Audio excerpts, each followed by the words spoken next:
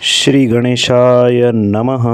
સ્વાગત છે મિત્રો, આપ જોઈ રહ્યા છો યુટ્યુબ. અમારી ચેનલ છે ચેતન ગોહેલ. આ ચેનલમાં તમને તમામ પ્રકારના ધાર્મિક વિડીયો જોવા મળશે, તો આજે જ આ ચેનલને સબસ્ક્રાઈબ કરી દેવા વિનંતી છે. મિત્રો, આજના વિડીયોમાં આપણે જાણીશું વરુથીની એકાદશી ક્યારે છે અને તેનું શુભ મુહૂર્ત શું છે, તેનો ઉપાય અને પારણાના મુહૂર્ત. મિત્રો, આપણા હિન્દુ ધર્મની અંદર એકાદશીનું વિશેષ પ્રકારનું મહત્ત્વ દર્શાવવામાં આવેલું છે. એમાં પણ વરુથીની એકાદશી એ પુણ્ય આપનારી એકાદશી છે. તો આવો જાણીએ તેના મુહૂર્તના સમય વિશે. વરુથીની એકાદશીની શરૂઆત 23 એપ્રિલ 2025 અને બુધવારે સાંજે 4:43થી શરૂ થઈ પૂર્ણાહુતિ 24 એપ્રિલ 2025 અને ગુરુવારના બપોરે 2:23 કલાકે થાય છે. વરુથીની એકાદશીનું વ્રત એ 24 એપ્રિલના રોજ કરવામાં આવશે. ત્યારબાદ મિત્રો, પારણાની વિધિ અને એના સમય વિશે જાણીએ તો વરુથીની એકાદશીના પારણા એ 25 એપ્રિલ 2025ના શુક્રવારે સવારે 5:46થી 8:23 સુધીમાં કરવામાં આવશે, જેની નોંધ લેવા વિનંતી છે. મિત્રો, વરુથીની એકાદશીનું નામ આવતા જ મનમાં સાત્વિકતા અને શાંતિનો ભાવ જાગે છે. આ વ્રત એક ધાર્મિક કર્તવ્ય નથી, પણ આત્માની શુદ્ધિનું માધ્યમ પણ છે. સનાતન ધર્મમાં માન્યતા છે કે જે કોઈ વ્રત આ શ્રદ્ધાપૂર્વક કરવામાં આવે છે તેને તમામ પ્રકારના પાપોથી મુક્તિ મળે છે. તેના જીવનમાં સ્થિરતા, શાંતિ અને સમૃદ્ધિ આવે છે.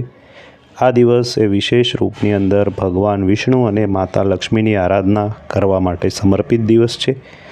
મિત્રો, ભારતભરમાં આ દિવસે વિશેષ પ્રકારનું વ્રત કરવામાં આવે છે અને આ તિથિને ઉજવવામાં આવે છે.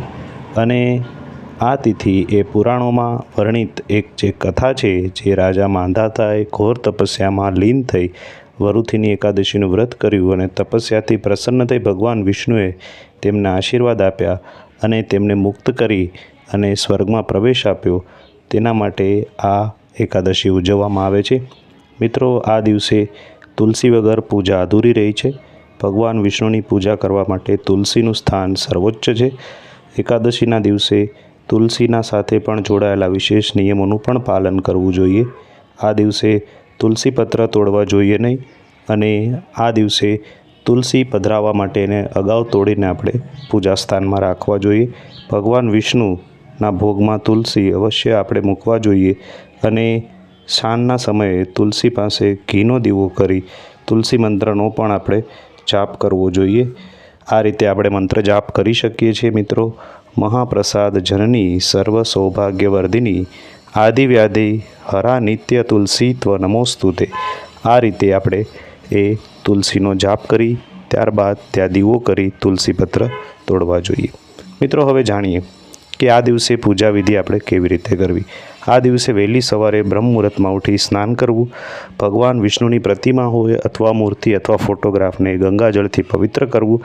ત્યારબાદ ફૂલ, તુલસીપત્ર, ધૂપ, દીપક અને પીળા રંગના ફળ હોય તો ફળ અથવા તો આપણી પાસે જે ભોગ હોય, જે મીઠાઈ હોય તે ભગવાન વિષ્ણુને અર્પણ કરવી.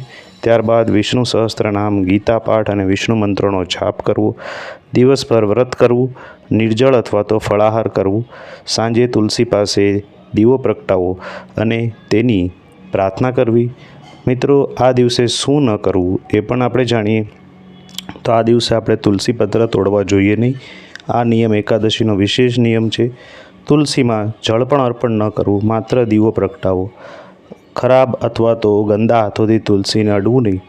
તુલસી પાસે સાફ સફાઈ કરવી અને ત્યાં પવિત્ર સ્થાનમાં તુલસીને પધરાવવા. જો આ કાર્ય ન કરીએ તો આપણને એકાદશી વ્રતનું પૂર્ણ ફળ મળતું નથી. મિત્રો, આ વખતે વરુથીની એકાદશી પણ 3 શુભ યોગ બની રહ્યા છે, જેમાં છે બ્રહ્મયોગ, ઇન્દ્રયોગ અને શિવવાસ યોગ. આ દિવસે શતભિષા અને પૂર્વ ભાદ્રપદ નક્ષત્ર છે, જે દિવ્ય ઉર્જાથી ભરેલા છે. આ દિવસે વ્રતનો પ્રભાવ ખૂબ વધી જાય છે, એટલે આ દિવસે વ્રત કરવું એ ખૂબ ઉત્તમ છે આપણા માટે. આ દિવસે આપણે દાન કરી શકીએ છીએ, સેવા કરી શકીએ છીએ અને યોગ્ય પુણ્ય કાર્ય પણ કરી શકીએ છીએ. આ દિવસે કરેલું દાન અત્યંત પુણ્યકારી અને લાભદાયી માનવામાં આવે છે. આ દિવસે આપણે અન્નનું દાન, વસ્ત્રનું દાન, દક્ષિણાનું દાન એ કરી શકીએ છીએ. જરૂરિયાતમંદ લોકોને ફળ, ફૂલ અને મીઠાઈનું વિતરણ આપણે કરી શકીએ છીએ. ગૌ સેવા કરી શકીએ છીએ. બ્રહ્મભોજન કરાવી શકીએ છીએ. મોક્ષ કરવા માટે અથવા તો મોક્ષને પામવા માટે આ પહેલું કદમ માનવામાં આવે છે. વરુથીની એકાદશી પણ એ મોક્ષ પામવા માટેનું અને આધ્યાત્મિક લાભ માટેનું ઘણું વિશેષ વ્રત છે. આ દિવસે જો આપણે વ્રત કરીએ તો ફક્ત પાપોથી પણ મુક્તિ નહીં, પણ એ આપણા મોક્ષના દ્વાર પણ ખોલે છે. આ વ્રત માનસિક શાંતિ, આધ્યાત્મિક ઉન્નતિ અને સકારાત્મક ઉર્જા પણ આપણને પ્રદાન કરે છે. વિશેષ કરીને મહિલાઓ જો આ વ્રત કરે તો તેને સુખ, સમૃદ્ધિ વગેરેની પ્રાપ્તિ થાય છે. મિત્રો, વરુથીની એકાદશીમાં સૂર્ય ઉદય થાય ત્યારે હજારો લોકો ઉપવાસ કરશે, તુલસી પાસે દીવો કરશે અને એક જ પ્રાર્થના કરશે કે હે વિષ્ણુ ભગવાન, મારા જીવનમાંથી અંધકારને દૂર કરો, કૃપા કરી શાંતિ અને ઉજાસ આપો. તો આ રીતે ભગવાન વિષ્ણુને પ્રાર્થના કરી તેમની અસીમ કૃપા પ્રાપ્ત કરી મોક્ષના દ્વાર ખોલે એવી એકાદશીનું વ્રત આપણે કરવાનું છે. મિત્રો, આપણા સનાતન હિન્દુ ધર્મમાં એકાદશીને તમામ વ્રતોમાં શ્રેષ્ઠ માનવામાં આવે છે. એકાદશીનું વ્રત ભગવાન વિષ્ણુને સમર્પિત હોવાથી જો કોઈ ભક્ત સાચા મનથી આ વ્રત કરે તો તેને તમામ પાપોમાંથી મુક્તિ મળે છે અને એકાદશીનું વ્રત કરનાર વ્યક્તિ આ સંસારના તમામ સુખ ભોગવ્યા બાદ મૃત્યુ પછી સ્વર્ગમાં સ્થાન પ્રાપ્ત કરે છે. 11મી તિથિને આમ તો આપણે એકાદશી કહીએ છીએ, જે મહિનામાં 2 વખત આવે છે, શુક્લ પક્ષ અને કૃષ્ણ પક્ષ. મિત્રો, પૂર્ણિમા પછી આવતી એકાદશી એ કૃષ્ણ પક્ષની એકાદશી છે અને અમાવસ પછી આવતી એ શુક્લ પક્ષની એકાદશી છે. વર્ષની 24 એકાદશીમાં દરેકના નામ અલગ અલગ છે. મિત્રો, એવી માન્યતા છે કે આ એકાદશીનું જો વ્રત કરીએ તો 10,000 વર્ષ તપ કરવાથી મળતા ફળનું ફળ આ એકાદશીથી પ્રાપ્ત થાય છે. એમ આ એકાદશીનું વિશેષ મહત્ત્વ દર્શાવેલું છે. મિત્રો, નર્મદા કિનારે વસતા રાજા માંધાતા દાનવીર અને તપસ્વી રાજા હતા. એક વખત જ્યારે તપસ્યા કરી રહ્યા હતા ત્યારે રીંછે આવીને તેનો પગ ચાવી લીધો અને તે ઘસડીને રાજાને જંગલની અંદર લઈ ગયો. રાજાની તપસ્યા ભંગ થઈ ત્યારે તેણે હરિવિષ્ણુનું ધ્યાન કર્યું, જીવ બચાવવા પ્રાર્થના કરવા લાગ્યા. ભગવાન વિષ્ણુએ રાજાની હાકલ સાંભળી પ્રસન્ન થઈ રીંછને મારી નાખ્યું. રીંછના હુમલાથી ઘાયલ થયેલા રાજાને ઘણી મુસીબતોનો સામનો કરવો પડ્યો અને તેણે પોતાની માનસિક પીડામાંથી મુક્તિ માટે ઉપાય માગ્યો, કારણ કે રીંછે તેનો પગ ચાવી નાખ્યો હતો. ત્યારે ભગવાન વિષ્ણુએ કહ્યું કે તમે તમારા જૂના કર્મોનું ફળ ભોગવી રહ્યા છો. આવી સ્થિતિમાં તમારે મથુરા જઈ વૈશાખ મહિનામાં કૃષ્ણ પક્ષની એકાદશીનું વ્રત કરવું અને મારા વરાહ અવતારની પૂજા કરવી. આ પૂજા કરવાથી તમને તમામ પરેશાનીમાંથી મુક્તિ મળશે. ભગવાનના આદેશ મુજબ રાજાએ વરુથીની એકાદશીનું વ્રત કર્યું. તેના પ્રભાવથી તે જલ્દી સાજા થઈ ગયા. તેના શરીરના અંગો સંપૂર્ણ બન્યા અને તેને મૃત્યુ પછી મોક્ષ મળ્યું. ત્યારથી આ વરુથીની એકાદશીનું વ્રત કરવાનું શરૂ થયું.